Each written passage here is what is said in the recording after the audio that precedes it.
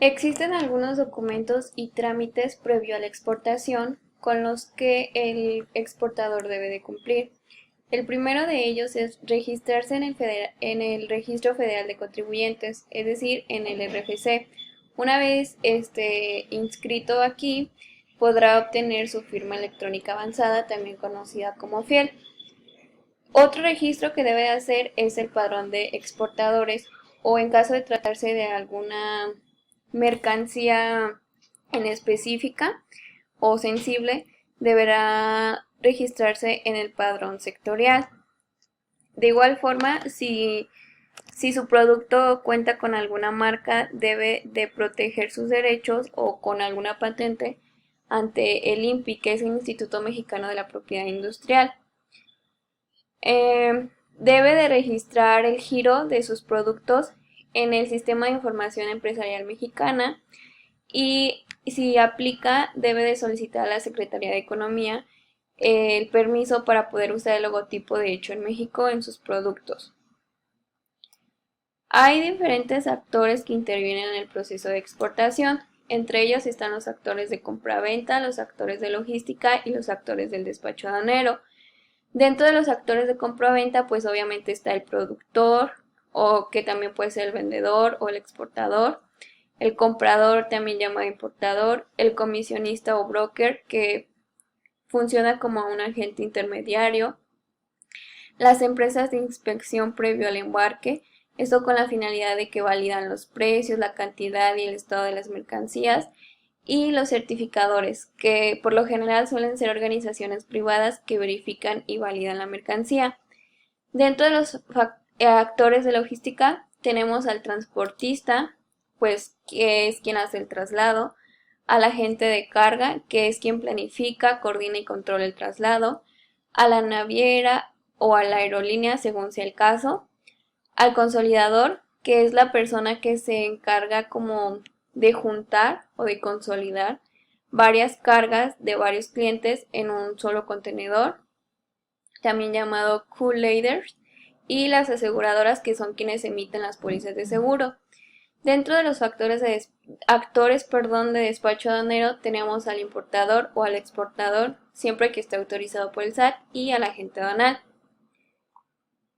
El proceso de exportación se divide en tres etapas: la preparación del embarque, el proceso de transporte y el seguro, y finalmente el despacho aduanal. En la preparación del embarque, pues es necesario tramitar una factura, esta con la finalidad de acreditar la venta. Se debe de preparar la mercancía, o sea, debe de ponerse en su embalaje adecuado, en pallets, en contenedores, según sea el caso y las características. Debe de realizarse la packing list, donde se debe de especificar todo lo que va a ser enviado. Este debe ser identificado por bultos o por cajas.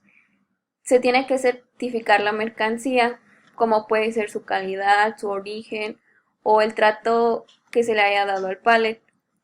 Se debe de contactar al transportista para que éste nos tramite los documentos pues, del medio de transporte. En el proceso de transporte y seguro tenemos el análisis del medio de transporte, o sea, de acuerdo a las características de nuestra mercancía es que vamos a elegir el medio. De acuerdo al medio de transporte que elijamos va a ser el documento que vamos a obtener. Por ejemplo, si es aéreo, pues va a ser una guía aérea; si es marítimo, va a ser un BL; si es terrestre, una carta Porter; o si es ferroviario, un talón de embarque. De igual forma debemos de tener los seguros por el envío de la carga, y pues estos son de diferentes tipos. Algunos van a cubrir incendios, explosiones, hundimientos, colisiones, etc. En el despacho aduanal, pues es como tal la acción de presentar físicamente las mercancías ante la autoridad aduanera. Primero debemos de transmitir electrónicamente el documento a la aduana, junto con los demás documentos digitalizados. Con esto me refiero como a permisos, certificados de origen, el documento de transporte. Debemos de tener actualizada o vigente nuestra FIEL. Y unos documentos importantes aquí también es la carta de instrucciones al agente aduanal, que es un permiso que el importador o exportador le da permiso al agente aduanal para que pues realice el despacho a nombre de él. El pedimento de exportación, que pues aquí está de forma detallada la mercancía de la que se trata, la clasificación arancelaria, el cuadro de contribuciones, el régimen y todo. Y el comprobante de valor electrónico, que es el COBE, perdón, es un acuse que se presenta junto con el pedimento. Dependiendo de las características y de la mercancía que se trate, serán los permisos o los certificados que nos serán exigidos. Por ejemplo, el certificado fitosanitario es para productos animales o vegetales y este se tramita ante SAGARPA. El certificado sanitario es para alimentos preparados, bebidas, medicamentos y este es tramitado ante la Secretaría de Salud. El permiso de exportación se tramita ante la Secretaría de Economía. El certificado CITES de exportación es para la flora y la fauna protegida y se tramita ante la Semarnat. El certificado de cumplimiento de las NOMS y el certificado de origen, que avala pues el país de origen de tus mercancías. Existe algo llamado términos de negociación internacional, los cuales están los términos de la Cámara de Comercio Internacional, también conocidos como Incoterms, y otros que son únicamente utilizados en las operaciones comerciales con Estados Unidos. Los Incoterms son como normas para los compradores y los vendedores que delimitan los derechos y responsabilidades de cada uno, así como la identificación de costos, documentos y tareas necesarias. Los hay de dos tipos, los multimodales y los únicamente para transporte marítimo. Dentro de los multimodales tenemos el XW, que visto desde el lado del vendedor, su responsabilidad llega hasta preparar la mercancía con el embalaje de exportación y dejarlo fuera de fábrica. El FCA, que llega hasta el despacho de exportación, el CPT, que incluye hasta el transporte principal, el CIP, que incluye el transporte principal más seguro, el DAP, que debes dejar la mercancía en un lugar convenido sin descargarla del transporte, el DAT, que se entrega la mercancía en la terminal, pero sin hacer el despacho de importación, y el DDP es finalmente el que incluye todo, dejas la mercancía en algún lugar convenido e incluye el despacho de importación. Los de transporte marítimo son el FAS, que se deja la mercancía a un lado del buque, el FOB, la mercancía se deja sobre el buque, el CFR, que es hasta el transporte principal, y el CIF, que es transporte principal más seguro. Los que se utilizan en las operaciones comerciales de Estados Unidos es el EX, el FOB Vessel, el FAS, el CIF, el CIF y el XDOC. Bueno, el exportador debe de fijar un precio de exportación. Es importante que considere el costo de fabricar el producto o de comercializarlo. El costo es el límite inferior del cual no puede bajar el precio de venta y el precio mayor lo determina la elasticidad del mercado. Por eso la fijación del precio de venta va entre un límite inferior fijo, que sería el costo, y uno superior, que sería el negociado y el establecido por el mercado y el producto. Las variables que se deben de tomar en cuenta para definir el costo variable unitario total es la materia prima, la mano de obra y otros gastos variables. Algunos de los principales costos de exportación se pueden dividir en costos fijos y en costos variables. Como ejemplo de costos fijos podrían ser los sueldos y las rentas. Y costos variables pues ya tienen una relación más concreta con la exportación. Existen dos metodologías para definir el precio de exportación. Una de ellas es el pricing y el costing. El pricing es cuando tú cotizas el precio base que existe en el mercado de la competencia. Cuando se elige esta metodología, pues la ganancia neta va a variar de un lugar a otro de acuerdo con las ventajas e inconvenientes del producto y se calcula en base a la oferta y la demanda. Y el costing, pues es cuando literalmente calculas el costo de producir ese producto y a eso le sumas una utilidad esperada. Existen diferentes formas de pago internacional. Está el pago en efectivo, el cheque, las órdenes de pago, la carta de crédito, los giros y la cobranza bancaria internacional. El pago en efectivo pues se usa normalmente en ferias o en exposiciones comerciales. Los cheques, estos no son tan seguros ya que te pueden dar un cheque de una cuenta que no tiene fondos para que tú puedas cobrar el dinero. Las órdenes de pago son una transferencia de fondos de un banco emisor local a uno extranjero. Los giros es cuando después de pagar la orden de pago hay que llenarla. Es como un cheque y si dejas los campos en blanco, pues cualquiera puede cobrarla. La cobranza bancaria internacional se subdivide en dos tipos, la cobranza simple y la cobranza documentaria. La cobranza simple es cuando los bancos pagan al vendedor siempre y cuando estos le entreguen los documentos financieros. Y la cobranza documentaria funciona igual, el banco se compromete a pagar, pero siempre y cuando se entreguen los documentos financieros y los documentos comerciales, como es la factura y el documento de transporte. La carta de crédito se considera una de las formas de pago más seguras y es un documento expedido por un banco en donde firma su compromiso de pagar a alguien una cantidad exacta de dinero por cuenta de un comprador, siempre y cuando el vendedor cumpla con los términos y las condiciones específicas. La carta de crédito se puede clasificar de acuerdo a varios criterios, por su seguridad, por su compromiso de pago, por su disponibilidad de pago, por su distribución geográfica y por su modalidad.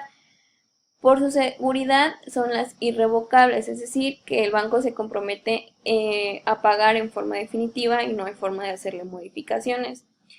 Por compromiso de pago está la notificada y la confirmada. La notificada es responsabilidad de pago del banco emisor y la confirmada, el banco avisador es quien asume el compromiso de pago.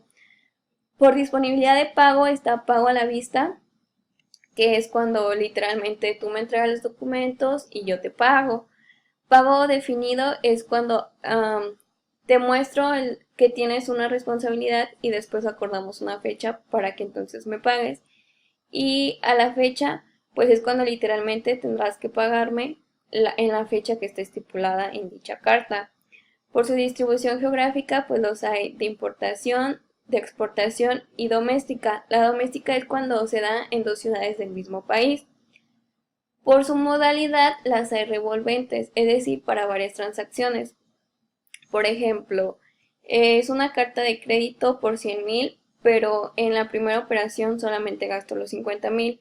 Entonces los 50,000 restantes se van a ir acumulando para las siguientes operaciones. Transferibles, pues son cuando puede ponerse a disposición de otro beneficiario. La cláusula roja es cuando está permitido dar un anticipo antes de que me entreguen la mercancía. Y la cláusula verde es cuando únicamente te voy a pagar hasta que me entregues todos los documentos.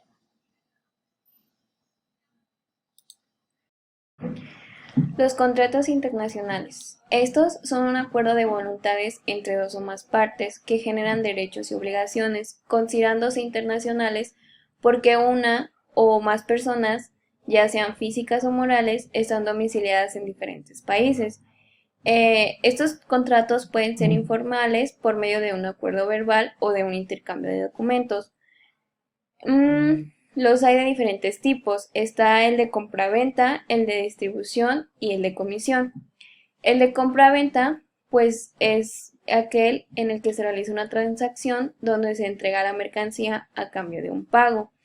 Algún ejemplo de las cláusulas de este tipo de contrato está cuál es el objeto del contrato, cuál va a ser el precio de la mercancía, cuál va a ser la forma de pago, cuál va a ser el envase y el embalaje de la mercancía, cuándo se va a entregar la mercancía, es decir, la fecha, las responsabilidades sobre el producto, tales como patentes y marcas, cuáles van a ser los impuestos que se van a pagar, cuál va a ser la cesión de derechos y cuál va a ser la cláusula compromisoria. El de distribución, pues es cuando el comprador se obliga a adquirir, comercializar y revender por su cuenta los productos adquiridos del vendedor y bajo sus reglas de reventa. Una cláusula muy significativa de este contrato es la cláusula de la exclusividad. El contrato de comisión es cuando el vendedor cede al comprador las mercancías para que las coloque en el mercado del país destino y elabore todas las tareas de distribución en su país.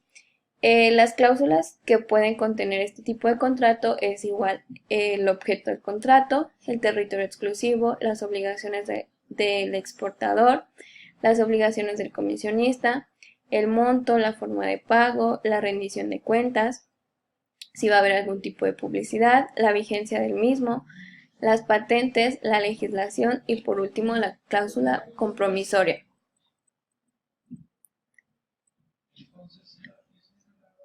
Existen algunos apoyos y servicios a la exportación, las cuales son brindadas por las dependencias del gobierno federal y por el sector privado. Estas son utilizadas para fomentar la exportación de las empresas nuevas o las que están en crecimiento. Estos apoyos te brindan herramientas financieras, capacitaciones y apoyos en el servicio de exportación. Estos apoyos pueden ir dirigidos para aquellas empresas productoras, para aquellas empresas comercializadoras o para promoción.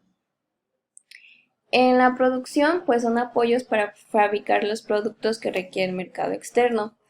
Algunos tipos de estas está el conocimiento de mercado, que es por parte de ProMéxico, asesoría sobre el mercado, adecuaciones de producto, apoyos para la producción por parte de CONACYT, asistencia a información tecnológica, certificación, capacitación, propiedad industrial por parte del INPI, derechos de autor por parte de Indautor y apoyos financieros por parte de Bancomex.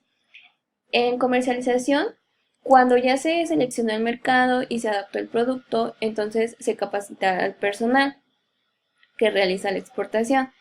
Algunos tipos de estas son las oportunidades de negocio, las agendas de negocio, los programas de exportación por la Secretaría de Economía, acuerdos y negociaciones internacionales, apoyos financieros como las cartas de crédito, factoraje y financieros como Bancomex.